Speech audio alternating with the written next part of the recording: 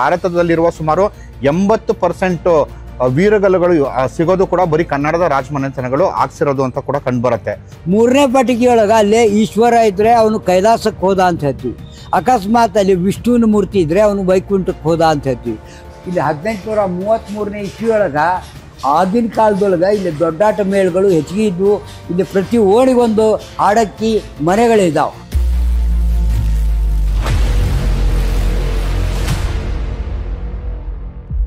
ಸ್ನೇಹಿತರೆ ನಮಸ್ಕಾರ.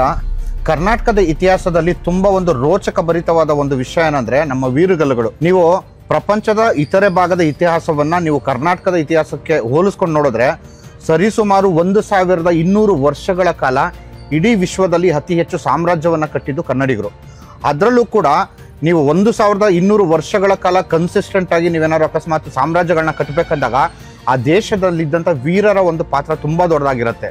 ಹಾಗಾಗಿ ನೀವು ಭಾರತದ ಬೇರೆ ಬೇರೆ ಭಾಗಗಳನ್ನು ನೀವು ಕರ್ನಾಟಕದ ಇಂದಿನ ರಾಜಮನೆತನಗಳಿಗೆ ಹೋಲಿಸ್ಕೊಂಡ್ರೆ ಒಂದು ಮಾಹಿತಿಯ ಪ್ರಕಾರ ಭಾರತದಲ್ಲಿರುವ ಸುಮಾರು 80% ವೀರಗಲ್ಲುಗಳು ಸಿಗೋದು ಕೂಡ ಬರೀ ಕನ್ನಡದ ರಾಜಮನೆತನಗಳು ಹಾಕ್ಸಿರೋದು ಅಂತ ಕೂಡ ಕಂಡುಬರುತ್ತೆ.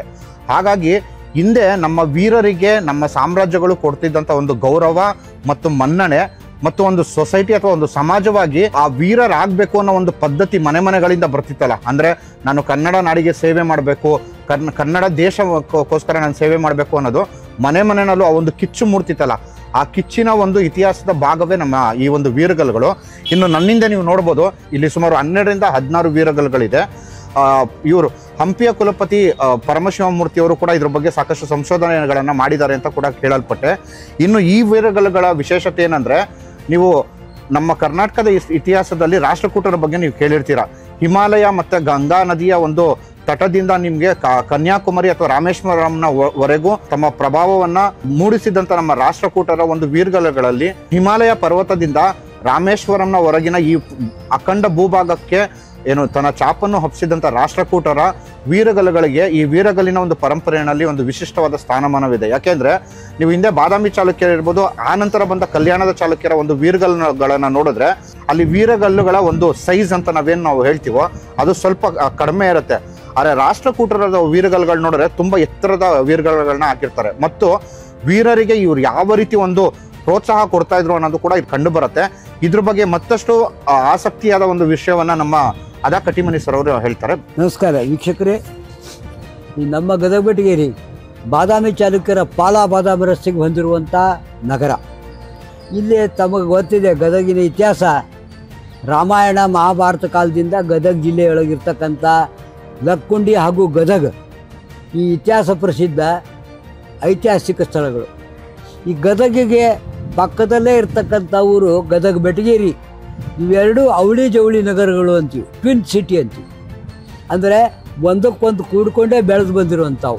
6ನೇ ಶತಮಾನದಲ್ಲೇ ಬೆಟಗೇರಿ ಅಂದರೆ ಬಟ್ಟಕೆರೆ ಅಗ್ರಹಾರ, ಬಂಟಗೆರೆ ಗ್ರಾಮ ಅಂತ ಹೇಳ್ತೀವಿ. 6ನೇ ಶತಮಾನದಲ್ಲೇ ಗದಗಿನ ಕಳದುಗು ಅಗ್ರಹಾರ, ಕರ್ದುಗಿ ಕೋಟೆ. ಕಳದುಗು ಅಂದರೆ ಕರ್ದುಗು ಅಂದರೆ ಕನಕಗಾದೇಶ ಗದಗು. ಬಟ್ಟಕೆರೆ ಅಗ್ರಹಾರ ಅಂದರೆ ದೊಡ್ಡದಾದಂಥ ಒಂದು ಕೆರೆಯ ಮೇಲಿರ್ತಕ್ಕಂಥ ಜನವಸತಿ. ಈ ಊರನ್ನು 2 ಭಾಗವಾಗಿ, ಒಂದು ಕಡೆ ಬಟ್ಟಕೆರೆ, ಒಂದು ಕಡೆ ದಿಬ್ಬ, ಹಾಳು ಮಣ್ಣಿನ ದಿಬ್ಬ, ಬಂಟಗೆರೆ ಗ್ರಾಮ, ವೈವಸ್ವತ ಮನುವಿನ ಅಸಮಂದನನ ಮಹಾದತ್ತಿ ಗ್ರಾಮ ಅಂತ ಹೇಳ್ತಾರೆ. ಅಂದ್ರೆ ಬ್ರಹ್ಮನಿಗೆ ಸಂಬಂಧಪಟ್ಟಂಥ ವೈವಸ್ವತ ಮನುವಿನ ಅಸಮಂದನ ಅನ್ನೋವನ ಮಹಾದತ್ತಿ ಗ್ರಾಮ ಬಂಟಗೆರೆ ಅಂತ ಹೇಳಿದರೆ. ಕಳದುಗು ಪಾಂಡವರ ಕೊನೆಯ ಅರಸ ಜನಮೇಜಯ ಮಹಾರಾಜ ಅಲ್ಲೇನು ಯಜ್ಞ ಯಾಗ ಮಾಡಿದ ಅಂತ ಹೇಳ್ತೀವಿ, ಕಳದುಗು ಅಗ್ರಹಾರ ಅಂತ ಹೇಳ್ತೀವಿ. ಅದೇ ರೀತಿ ಶ್ರೀರಾಮಚಂದ್ರ ದತ್ತಿ ಅಗ್ರಹಾರ ಅಂತ ಲಕ್ಕುಂಡಿ ಹೇಳ್ತೀವಿ. ಅದೇ ರೀತಿ ಲಕ್ಕುಂಡಿ ಒಳಗೆ ಹೆಚ್ಚು ವೀರಗಲ್ಲುಗಳು ನಾವು ಯಾಕೆ ನೋಡ್ತೀವಿ ಅಂದರೆ, ಒಂದಾನೊಂದು ಕಾಲದಲ್ಲಿ ಅಂದರೆ ರಾಷ್ಟ್ರಕೂಟರ ಕಾಲದಲ್ಲಿ ಅಂದರೆ ಅವಾಗ ಸಾಕಷ್ಟು ಯುದ್ಧಗಳು ಆದವು ಅನ್ನೋದಕ್ಕೆ ಇಲ್ಲೇ 16ರಿಂದ 17 ವೀರಗಲ್ಲುಗಳನ್ನು ತಾವು ಎಣಿಸ್ಕೋಬೋದು. ಈ 16ರಿಂದ 17 ವೀರಗಲ್ಲುಗಳಲ್ಲಿ ಇಲ್ಲಿ ಒಂದೇ ಕಡೆ ಯಾಕಿದ್ದಾವಂತ ನಾನು ಕೇಳಿದಾಗ ಇವನ್ನ ಯಾರಾದರೂ ತೊಗೊಂಬಂದು ಸಂಗ್ರಹ ಮಾಡಿಟ್ಟಾರೆ ಅನ್ನೋದ್ರೆ ಇಲ್ಲ. ಇದು ಯುದ್ಧ ಭೂಮಿ, ಏನು ಯುದ್ಧ ಮಾಡಿದ ಮೇಲೆ ಇಲ್ಲಿ ಒಂದು ಕಡೆ ಅವರ ಸ್ಮರಣಾರ್ಥ ವೀರಗಲ್ಲುಗಳನ್ನು ಅವ್ರವ್ರ ಸಂಬಂಧಪಟ್ಟವರು ನಿಲ್ಲಿಸಿದ್ದಾರೆ. ಈಗ ಉದಾಹರಣೆಗೆ ಕಲಿಗಳ್ಳ ಅನ್ನೋನು ಆಗಿನ ಕಾಲದೊಳಗೆ ಗೋವುಗಳ ರಕ್ಷಣೆಗಾಗಿ ಅವನು ಯುದ್ಧ ಮಾಡ್ತಾನ. ಆ ಯುದ್ಧದಲ್ಲಿ ಅವನು ಮಡಿತಾನ. ಅವನು ಹೆಂಡತಿ ಕಲಿಗಳ್ಳನ ಹೆಂಡತಿ ಇಲ್ಲೊಂದು ಸ್ಮಾರಕ ವೀರಗಲ್ಲನ್ನು ನಿರ್ಮಾಣ ಮಾಡ್ಯಾಳ. ಇನ್ನೊಂದು ದೊಡ್ಡ ಶಾಸನ ಇದೆ. ರಾಷ್ಟ್ರಕೂಟರ ಕಾಲದ 2ನೇ ಕೃಷ್ಣನ ಆಳ್ವಿಕೆಯಲ್ಲಿ ಅಲ್ಲಿರ್ತಕ್ಕಂಥ ವೀರಗಲ್ಲು 4 ಪಟ್ಟಿಗೆಯನ್ನು ಹೊಂದಿದೆ. ಸರ್ವಸಾಧಾರಣ ವೀರಗಲ್ಲುಗಳಂದರೆ ಯುದ್ಧದಲ್ಲಿ ಮಡಿದಂಥ ವೀರನ 1ನೇ ಚಿತ್ರ ಪಟ್ಟಿಗೆಯೊಳಗೆ ಯುದ್ಧ ಮಾಡ್ತಕ್ಕಂಥ ದೃಶ್ಯ ಇರುತ್ತೆ. ಆ ಯುದ್ಧದಲ್ಲಿ ಮಾಡಿದಂಥ ವೀರನನ್ನು 2ನೇ ಪಟ್ಟಿಗೆಯೊಳಗೆ ಅಪ್ಸರೆಯರು ಆ ಸತ್ತಂಥ ವೀರನನ್ನು ಮೇಲೆ ಕೈಲಾಸಕ್ಕೋ ವೈಕುಂಠಕ್ಕೋ ಕರ್ಕೊಂಡು ಹೋಗ್ತಾರೆ ಅನ್ನುವಂಥ ದೃಶ್ಯವನ್ನು ಕೆತ್ತಿರ್ತಾರೆ. 3ನೇ ಪಟ್ಟಿಗೆಯೊಳಗೆ ಅಲ್ಲಿ ಈಶ್ವರ ಇದ್ದರೆ ಅವನು ಕೈಲಾಸಕ್ಕೆ ಹೋದ ಅಂತ ಹೇಳ್ತೀವಿ. ಅಕಸ್ಮಾತ್ ಅಲ್ಲಿ ವಿಷ್ಣುವಿನ ಮೂರ್ತಿ ಇದ್ದರೆ ಅವನು ವೈಕುಂಠಕ್ಕೆ ಹೋದ ಅಂತ ಹೇಳ್ತೀವಿ. ಒಟ್ಟಾರೆ ವೀರಗಲ್ಲುಗಳ ಏನು ಕೆತ್ತನೆ ಇದೆಯಲ್ಲ 3 ಪಟ್ಟಿಗೆಯನ್ನು ಒಳಗೊಂಡಿರ್ತದೆ. ಒಂದೊಂದರೊಳಗೆ ಒಂದೇ ಪಟ್ಟಿಗೆಯನ್ನು ಒಳಗೊಂಡಿರ್ತದೆ. ಆದರೆ ಇಲ್ಲಿ 2ನೇ ಕೃಷ್ಣನ ಕಾಲದ ಒಂದು ವೀರಗಲ್ಲು 5 ಪಟ್ಟಿಗೆಗಳನ್ನು ಹೊಂದಿದೆ. 1ನೇ ಪಟ್ಟಿಗೆಯೊಳಗೆ ಗದ ಚರ್ಮಾಂಬರಧಾರ ಶಿವ ಇದ್ದಾನ. ಅದನ್ನು ತಾವು ಮುಂದೆ ನೋಡ್ತೀರಿ. ಒಟ್ಟಾರೆ ಇಲ್ಲಿ ವೀರಗಲ್ಲುಗಳನ್ನು ತಾವು ನೋಡ್ತಾ ಹೋದರೆ ಇಲ್ಲಿ ಏನೊಂದು ದೊಡ್ಡದಾದಂಥ ಶಿಲಾಶಾಸನ ಇದೆ. ಕಲಿಗಳ್ಳ ಅನ್ನೋ ಒಂದು ಯುದ್ಧ ಮಾಡಿದ ಗೋಗಳ ರಕ್ಷಣೆಗಾಗಿ ಅನ್ನೋದು ಅಲ್ಲಿ ಹೇಳಿದರೆ, ಹಿಂದುಗಡೆ 2ನೇ ಕೃಷ್ಣನ ಕಾಲದ ವೀರಗಲ್ಲು ನೋಡ್ತೀರಿ. ಇವುಗಳನ್ನು ಒಂದೊಂದಾಗಿ ನಾವು ನೋಡ್ಕೊಂಡು ಹೋಗುವ. ಇಲ್ಲಿ 1ನೇ ವೀರಗಲ್ಲಿನೊಳಗೆ 1ನೇ ಪಟ್ಟಿಗೆಯೊಳಗೆ ಯಾವ ರೀತಿ ಯುದ್ಧ ಮಾಡ್ತಾನನ್ನೋದು ತಾವು ಗಮನಿಸಿದರೆ ಕೈಯಲ್ಲಿ ಆಯುಧಗಳನ್ನು ನೋಡ್ಬೋದು. ಈ ಕೈಯಲ್ಲಿ ಆಯುಧಗಳನ್ನು ನಾವು ನೋಡಿದಾಗ ಇವನ ಕೈಯೊಳಗೆ ಹಲಾಯುಧ, ಆಮ್ಯಾಗಿಂದ ಖಡ್ಗ, ಆಮ್ಯಾಗ ಗುರಾಣಿ, ಈಟಿ, ಬಲ್ಲೆ ಇವುಗಳನ್ನೆಲ್ಲ ತಾವು ಗಮನಿಸಿದರೆ ಇದೊಂದು ಯುದ್ಧ ಮಾಡ್ತಕ್ಕಂಥ ಸನ್ನಿವೇಶದೊಳಗೆ ಇಲ್ಲಿ ವೀರ, ಇಲ್ಲಿ ಕುದುರೆಗಳ ಮೇಲೆ ಅನೇಕರು ಇಲ್ಲಿ ಬಿಲ್ಲು ಬಾಣ ಹೇಳ್ಕೊಂಡು ಕೆಲವು ಜನ ಬಿಲ್ಲು ಬಾಣಗಳನ್ನು ಬಿಟ್ಟರೆ, ಕೆಲವು ಜನ ಈಟಿಯನ್ನು ತಗೊಂಡು ಯುದ್ಧ ಮಾಡ್ತಾಯಿದ್ರೆ, ಕೆಲವು ಜನ ಖಡ್ಗದಿಂದ ಮತ್ತೊಬ್ಬನ ಮೇಲೆ ಖಡ್ಗವನ್ನು ಬೀಸ್ತಾ ಇದ್ರೆ, ಇಲ್ಲಿ ಕೈಯೊಳಗೆ ಗುರಾಣಿ, ಆಮ್ಯಾಗಿಂದ ಇಲ್ಲಿ ಹಲಾಯುಧ ಅಂತ ಏನು ಹೇಳ್ತೀವಿ ಇವನ್ನ ತಾವು ಗಮನಿಸ್ಬೋದು. ಇಲ್ಲಿ 2ನೇ ಪಟ್ಟಿಗೆಯೊಳಗೆ ಅಪ್ಸರೆಯರು ಆ ವೀರನನ್ನು ಮೇಲೆ ವೈಕುಂಠಕ್ಕೆ ಕರ್ಕೊಂಡು ಹೋದರು ಅಂತ ಹೇಳುವಂಥ ದೃಶ್ಯ ಇಲ್ಲಿ ಈಶ್ವರ ಇದೆ. ಅದೇ ರೀತಿಯಲ್ಲೇ ಅರಸನ ಹಿಂದೆ 2 ಚಾಮರದಾರ ಸೇವಕಿಯರು, ಇಲ್ಲಿರ್ತಕ್ಕಂಥ 2 ಅರಸನ ಜೊತೆ ಅಂದರೆ ರಾಣಿಯರು. ಇಲ್ಲಿ ಅರಸನ ಚಿತ್ರನೂ ಇದೆ. ಇಲ್ಲಿ 1, 2 ಸಾಲುಗಳ ಶಾಸನ, ಇಲ್ಲಿ 1, 2, 3 ಸಾಲುಗಳ ಶಾಸನ. ಒಟ್ಟಾರೆ ಇಲ್ಲಿ ಶಾಸನ ಬರೆದದ್ದು ಅಪ್ರಕಟಿತ. ಇದನ್ನು SL ಶಾಂತಕುಮಾರಿ ಅವರು ಓದಿದ್ದಾರೆ. ನಂತರ ಬರ್ತಕ್ಕಂಥ ಅನೇಕರು ಇದನ್ನು ಲಿಪಿ ತಜ್ಞರು, ಶಾಸನ ತಜ್ಞರು ಓದಿದ್ದಾರೆ. ಇದು ಒಂದು ಶಾಸನ ಇದ್ದರೆ ಇಲ್ಲಿರ್ತಕ್ಕಂಥದ್ರೊಳಗೆ ಶಾಸನ ಇಲ್ಲ. ಇಲ್ಲಿ 1ನೇದ್ರೊಳಗೆ ತಾವು ನೋಡ್ಬೋದು ಯುದ್ಧ ಮಾಡುವಂಥ ದೃಶ್ಯ ಇದೆ. 2ನೇದ್ರೊಳಗೆ ಇಲ್ಲೇ ಸ್ವರ್ಗಕ್ಕೆ ಕರ್ಕೊಂಡು ಹೋಗುವಂಥ ಅಪ್ಸರೆಯರಿದ್ದಾರೆ. 3ನೇದ್ರೊಳಗೆ ಅರಸನ ಒಂದು ಒಡ್ಡೊಲಗ ಇದ್ದರೆ ಅವನ ಮೇಲ್ಗಡೆ ಕೊನೆ ಭಾಗದೊಳಗೆ ಈಶ್ವರ ಇದ್ದಾರೆ. ಹೀಗಾಗಿ ಇಲ್ಲಿ ಏನು ಅಪ್ಸರೆಯರ ಜೊತೆಗೆ ಇವನು ಯಾವ ಇದಕ್ಕೆ ಸಂಬಂಧಪಟ್ಟಿದ್ದ ಅಂದರೆ ಅಲ್ಲಿ ಗಾಣಿಗ ಅಂತ ಹೇಳ್ತಾರೆ, ಅದರ ತೆಲ್ಲಿಗ ಅಂತ ಹೇಳ್ತೀವಿ. ಇಲ್ಲಿರ್ತಕ್ಕಂಥ ಕಲ್ಲುಗಳನ್ನು ಗಮನಿಸಿ ಇವನು ಗಾಣಿಗ ವೃತ್ತಿಗೆ ಸಂಬಂಧಪಟ್ಟವನು ಇಲ್ಲಿ ಯುದ್ಧ ಮಾಡಿ ಇದು ಮಾಡಿದ. ಇಲ್ಲಿರ್ತಕ್ಕಂಥ ಶಾಸನ ದೊಡ್ಡ ಬೃಹತ್ ಶಾಸನ. ಕಲಿಗಳ್ಳ ಅನ್ನುವ ವೀರ ಗೋಗಳ ರಕ್ಷಣೆಗಾಗಿ ಯುದ್ಧ ಮಾಡಿದ ಅಂತ ಏನು ಹೇಳ್ತೀವಿ, ಅದರ ಶಾಸನವನ್ನು ಕೆತ್ತಿಸಿ ಈ ಸ್ಮಾರಕವನ್ನು ಕಲಿಗಳ್ಳನ ಹೆಂಡತಿ ಇಲ್ಲಿ ಸ್ಥಾಪನೆ ಮಾಡಿದ್ಲು ಅಂತ ಹೇಳ್ತೀವಿ. ಇಲ್ಲಿರ್ತಕ್ಕಂಥ ಇನ್ನೊಂದು ವೀರಗಲ್ಲು, ಇಲ್ಲಿರ್ತಕ್ಕಂಥ 1ನೇ ಪಟ್ಟಿಗೆಯೊಳಗೆ ಯುದ್ಧ ಮಾಡುವಂಥ ದೃಶ್ಯ ಇದೆ. 2ನೇ ಪಟ್ಟಿಗೆಯೊಳಗೆ ಮತ್ತೆ ಅಪ್ಸರೆಯರು ಆ ಸತ್ತಂಥ ವೀರನನ್ನು ಸ್ವರ್ಗಕ್ಕೆ ಕರ್ಕೊಂಡು ಹೋಗ್ತಾ ಇದ್ದಾರೆ. ಇಲ್ಲಿ ಅರಸನ ಒಡ್ಡೋಲಗ ಇದೆ, ಅಂದರೆ ಅರಸ ಇದ್ದಾನೆ ಪೀಠದ ಮೇಲೆ, ಸಿಂಹಾಸನದ ಮೇಲೆ. ಹಿಂದೆ 2 ಚಾಮರದಾರ ಸೇವಕಿಯರಿದ್ದಾರೆ. ಇಲ್ಲೇ ನೃತ್ಯ ಮಾಡ್ತಕ್ಕಂಥವರು ಇದ್ದಾರೆ. ಇಲ್ಲಿ ನೃತ್ಯದ ಜೊತೆಗೆ ಸಂಗೀತ ಇವರು ಇದ್ದಾರೆ.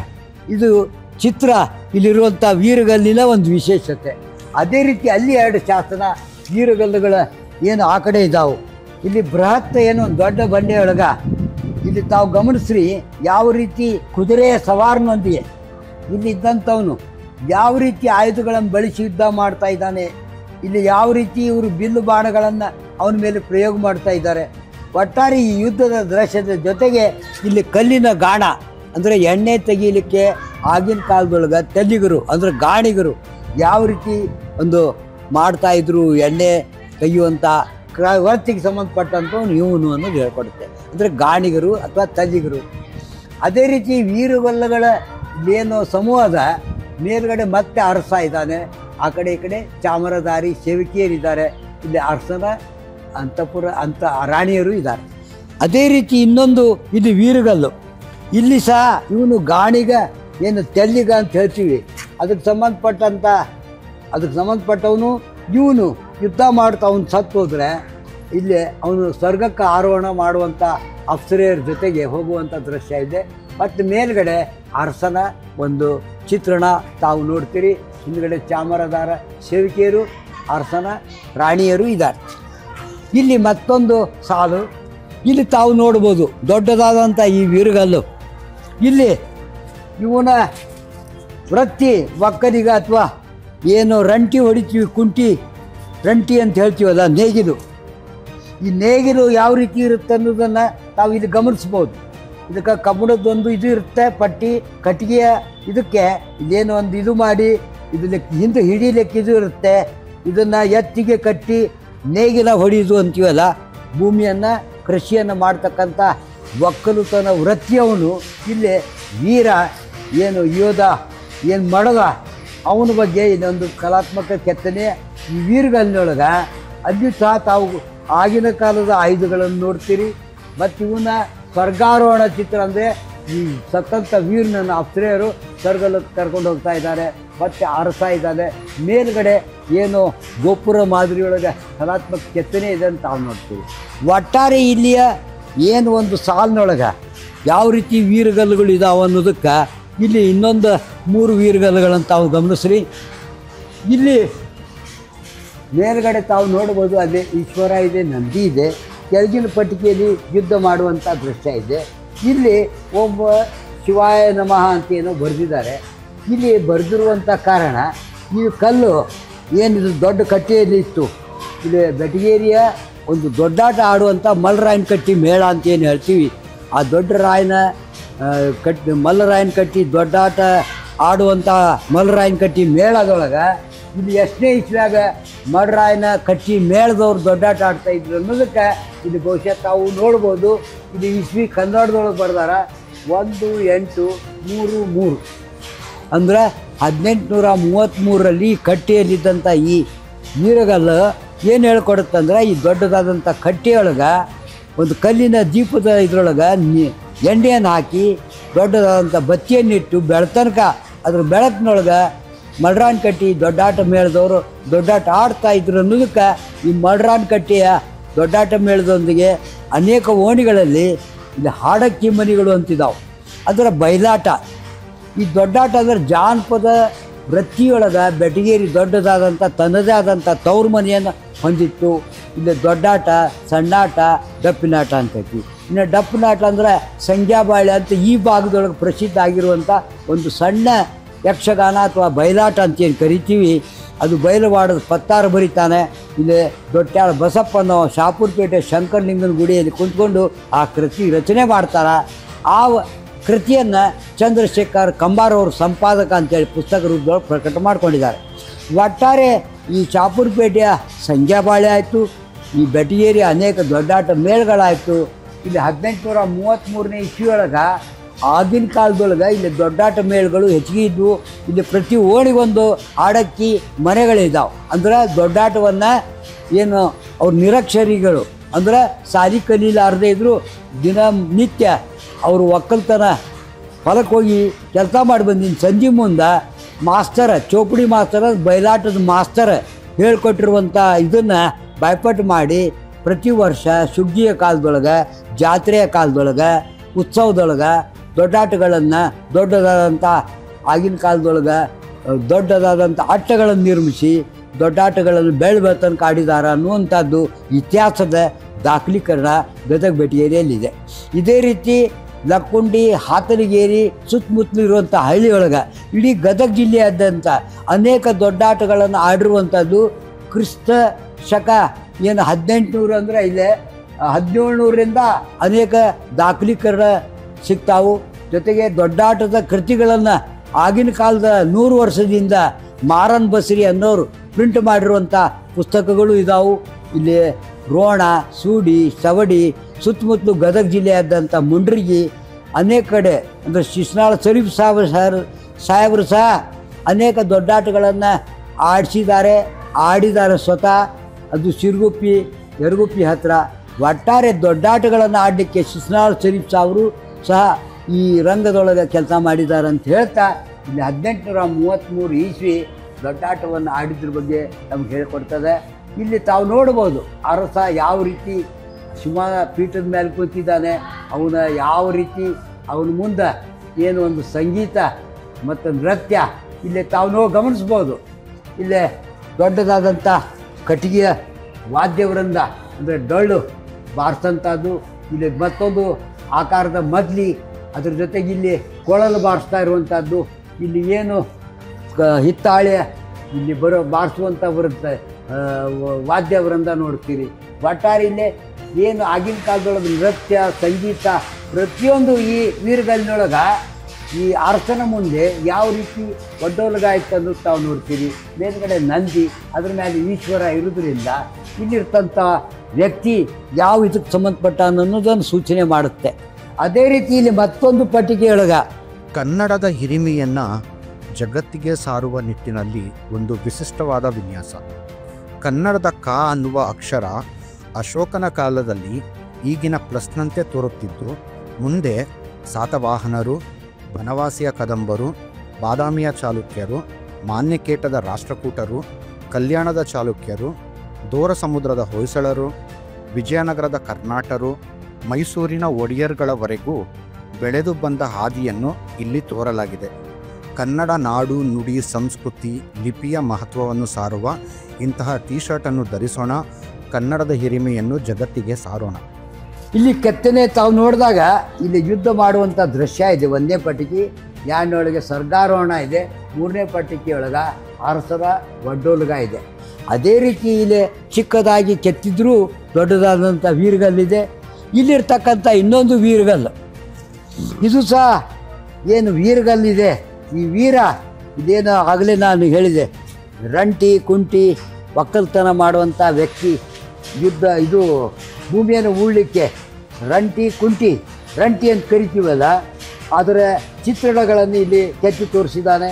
ಅಂದರೆ ಇವನು ಒಕ್ಕಲ್ತನ ಮಾಡ್ತಕ್ಕಂಥ ಒಬ್ಬವ ಯುದ್ಧ ಮಾಡಿ ಅವನು ವೀರ ಇದನ್ನು ಆದ ಸ್ವರ್ಗಸ್ಥ ಆದ ಅನ್ನೋದಕ್ಕೆ ಇವನನ್ನು ಕರ್ಕೊಂಡು ಆಸ್ಟ್ರೇಲಿಯರ್ ಕರ್ಕೊಂಡು ಹೋಗ್ತಾ ಇದ್ದಾರೆ.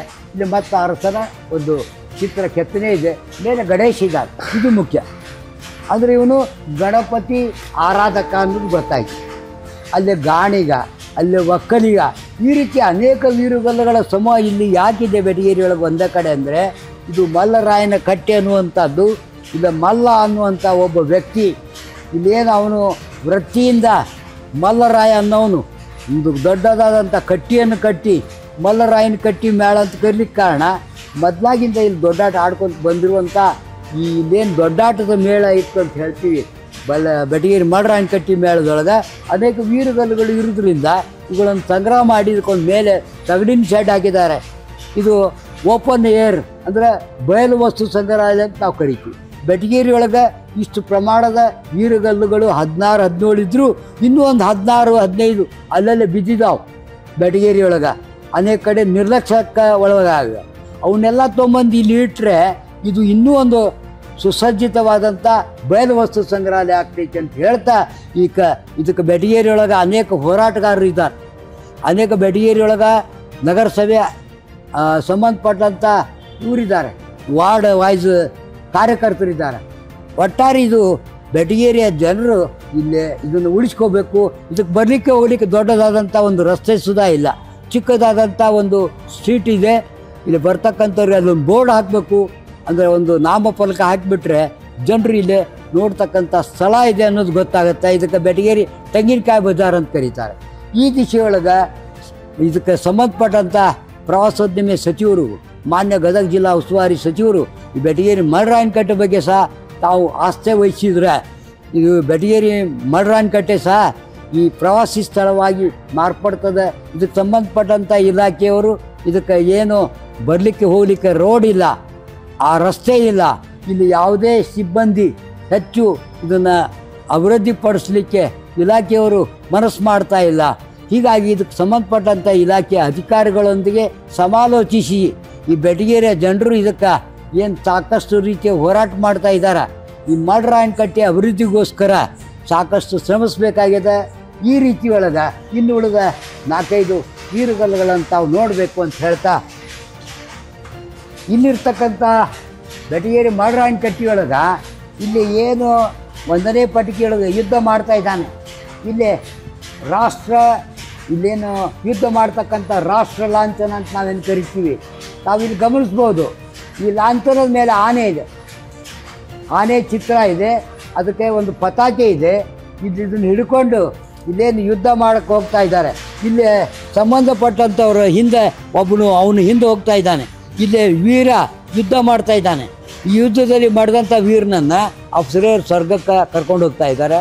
ಇಲ್ಲಿ ಮತ್ತೆ ಅರಸನ ಒಂದು ಒಡ್ಡೋಲಗ ಅಂತ ಏನು ದರ್ಬಾರ್ ಅಂತ ಕರಿತೀವಿ. ಹಿಂದುಗಡೆ ಇಬ್ಬರು ಚಾಮರದಾರಿ ಸೇವಕಿಯರಿದ್ದರೆ ಶಿವಪೀಠದ ಹಿಂದೆ, ಇಲ್ಲೇ ಆ ಕಡೆ ಈ ಕಡೆ ರಾಣಿಯರಿದ್ದಾರೆ ಅಂತ ಹೇಳ್ತಾ ಈ ಅರಸನ ಒಂದು ಚಿತ್ರಣ ಮೇಲ್ಗಡೆ ಇದ್ದರೆ, ಇಲ್ಲಿ ಸಂಬಂಧಪಟ್ಟಂಥ ವ್ಯಕ್ತಿ ವೀರ ಮರಣ ಹೊಂದಿದರೆ ಅವನು ಇಲ್ಲಿ ರಾಜ ಲಾಂಛನ ಇರುವುದರಿಂದ ಇಲ್ಲಿ ಯುದ್ಧ ಮಾಡುವಂಥ ವ್ಯಕ್ತಿ ರಾಜ ಲಾಂಛನ ಹಿಡ್ಕೊಂಡು ಯುದ್ಧ ಮಾಡಬೇಕಾದ್ರೆ ಇಲ್ಲಿ ಬೆಟಗೇರಿಯೊಳಗೆ ಆಗಿನ ಕಾಲದೊಳಗೆ ಕಲ್ಯಾಣ ಚಾಲುಕ್ಯರು, ಅದಕ್ಕಿಂತ ಮೊದಲು ರಾಷ್ಟ್ರಕೂಟರು, ಅದಕ್ಕಿಂತ ಮೊದಲು ಬಾದಾಮಿ ಚಾಲುಕ್ಯರು ಅಂತ ಏನು ಹೇಳ್ತೀವಿ, ಈ ವೀರಗಲ್ಲಿನೊಳಗೆ ಶಾಸನ ಇಲ್ಲ ಅಂದರೂ ಇದನ್ನು ತಾವು ಗಮನಿಸ್ಬೋದು. ಇಲ್ಲೇ ಮತ್ತೊಂದು ವೀರಗಲ್ಲು, ತಾವಿಲ್ಲಿ ಒಂದು ವೀರಗಲ್ಲನ್ನು ನೋಡಿದಾಗ ಶಾಸನ ನಾವು ನೋಡ್ತೀವಿ, ಆದರೆ ಕೆಲವು ಕಡೆ ಶಾಸನಗಳಿಲ್ಲ, ಆದರೂ ವೀರಗಲ್ಲುಗಳನ್ನು ಕೆತ್ತಿಟ್ಟಿದ್ದಾರೆ. ಅದಕ್ಕೆ ಸಂಬಂಧಪಟ್ಟಂಥ ಮಾಹಿತಿ ನಮಗೆ ದೊರಕದೇ ಇದ್ದರೂ ಈ ಯುದ್ಧ ಮಾಡ್ತಕ್ಕಂಥ ದೃಶ್ಯ, ಇಲ್ಲಿ ವೀರ ಯಾವ ರೀತಿ ಮಾಡ್ತಾ ಇದ್ದಾನೆ, ಯಾವ ರೀತಿ ಆಯುಧಗಳನ್ನು ಹಿಡಿದಿದ್ದಾನೆ, ಅದೇ ರೀತಿಯಲ್ಲಿ ಅವನ ಸ್ವರ್ಗಾರೋಹಣ ಚಿತ್ರ ಇದೆ 2ನೇ ಪಟ್ಟಿಗೆಯೊಳಗೆ. 3ನೇ ಪಟ್ಟಿಗೆಯೊಳಗೆ ಅರಸನ ಒಂದು ಚಿತ್ರಣದೊಂದಿಗೆ ಮೇಲ್ಗಡೆ ಕೀರ್ತಿಮುಖ ಇದೆ. ಹೆಚ್ಚಾಗಿ ಇಂಥ ಕೀರ್ತಿಮುಖಗಳನ್ನು ಕಲ್ಯಾಣ ಚಾಲುಕ್ಯರ ಕಾಲದೊಳಗೆ ಹೆಚ್ಚು ಕೆತ್ತಿದ್ದನ್ನು ತಾವು ನೋಡ್ತೀರಿ. ಅದೇ ರೀತಿ ಇಲ್ಲಿ ಸಹ ತಾವು ನೋಡಿದಾಗ ಗೊತ್ತಾಗತ್ತೆ, ಇದು ರಾಷ್ಟ್ರಕೂಟರ ಕಾಲದ 2ನೇ ಕೃಷ್ಣನ ಕಾಲದ 888ರ ಶಾಸನ ಅಂತ ಹೇಳ್ತೀವಿ. ಇದನ್ನು ಯಾವ ಪುಸ್ತಕದಲ್ಲಿ ಯಾರು ಬರೆದಿದ್ದಾರೆ ಅಂದರೆ, ಬೆಟಗೇರಿಯ ಮಲ್ಲರಾಯನಕಟ್ಟೆ ವೀರಗಲ್ಲುಗಳ ಕುರಿತು ಡಾಕ್ಟರ್ ಎಸ್ ಶೆಟ್ಟರ್ ಅನ್ನೋರು memorise stones hero war memorial hero stones ಅಂಥೇಳಿ ಇಂಗ್ಲೀಷ್ನೊಳಗೆ ದೊಡ್ಡದಾದಂಥ ಪುಸ್ತಕ ಬರೆದವರು ಡಾಕ್ಟರ್ ಎಸ್ ಶೆಟ್ಟರ್. ಅವರು ಅಂತಾರಾಷ್ಟ್ರೀಯ ಖ್ಯಾತಿಯನ್ನು ಹೊಂದಿದಂಥ ಒಬ್ಬ ಇತಿಹಾಸ ತಜ್ಞರು. ಅವರು ಈಗಿಲ್ಲ ಅಂದರೂ ಅವ್ರ ಪುಸ್ತಕ ಈ ಬೆಟಗೇರಿ ಮಲ್ಲರಾಯನಕಟ್ಟೆ ಬಗ್ಗೆ ಅಧಿಕೃತ ಮಾಹಿತಿಯನ್ನು ಕೊಡ್ತಕ್ಕಂಥ ದೊಡ್ಡ ಪುಸ್ತಕ. ಇದು ಅಲ್ಲದೆ ಅನೇಕರು ಇದ್ರ ಬಗ್ಗೆ ಅಭ್ಯಾಸ ಮಾಡಿದ್ದಾರೆ. ಇಲ್ಲಿರ್ತಕ್ಕಂಥ ವೀರಗಲ್ಲಿನ ಕೆಳಗಡೆ ತಾವು ಗಮನಿಸ್ಬೋದು, ಅಲ್ಲಿ ಯಾಳಿ ಇದೆ, ಇಲ್ಲಿ ಸಿಂಹ ಚಿತ್ರ ಇದೆ, ಮಧ್ಯದೊಳಗೆ ಏನು ಕೆತ್ತನೆ ಇದೆ ತಾವು ಗಮನಿಸ್ತಕ್ಕಂತ ಹೋದರೆ ಇಲ್ಲಿ ಗದಚರ್ಮಾಂಬರ ದಾರ ಶಿವ ಇದ್ದಾನೆ.